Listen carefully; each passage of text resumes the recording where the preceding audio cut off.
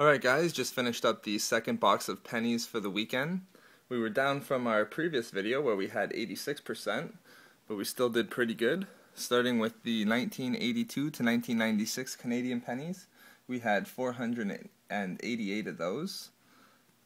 For the 1980 and 81 Canadian pennies, 69. For the 53 to 79 Canadian pennies, we had 205.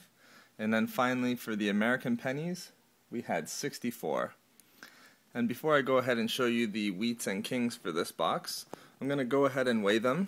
Now I'll weigh all the buckets on the scale together, and as I mentioned in the previous video, each container weighs about 1 ounce, so I'll just subtract 4 ounces from the total. Alright, so we got all 4 there.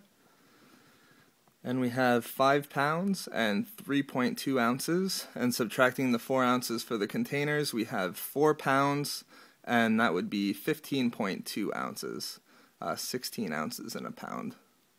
Alright, let's take a look at the wheats that we found in this box, starting with the 1944D.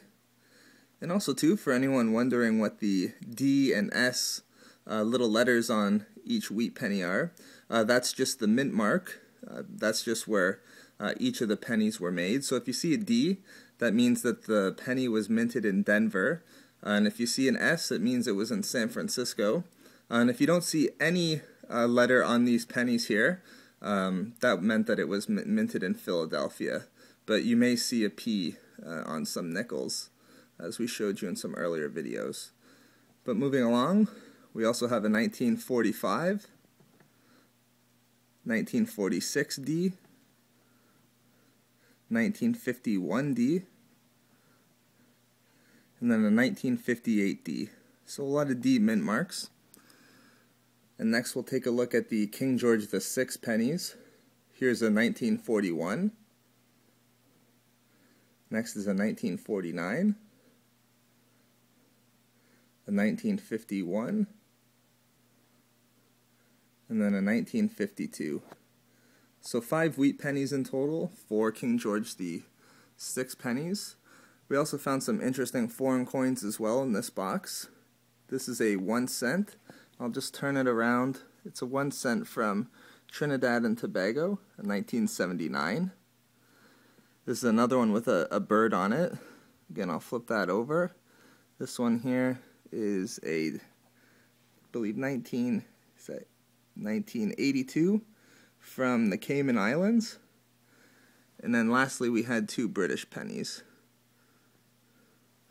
And then also too, we had 5 1982 American pennies as well. Alright, so we had 826 copper pennies in total, which is just over 33% of the box. Now, in case you're wondering what we do with the pennies once we separate them like this, again, if you've seen our how to sort copper pennies video, what we do is we just put them back into the box. Again, it works out really good because once we fill up the buckets, we just put them in the bottles that you see here. And again, once they get right to the top, it basically fills up each box perfectly. So we'll just go ahead and show you that.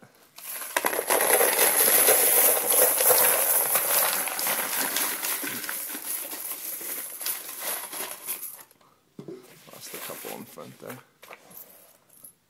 Alright, so those are the 1980 and 1981 Canadian pennies. Next we'll do the 1982 to 1996.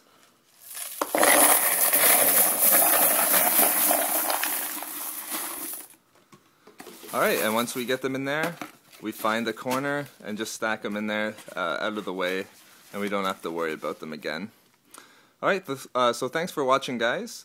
If you want to check out our Twitter, we have a Twitter account, and it's @coinhunting, so check us out there.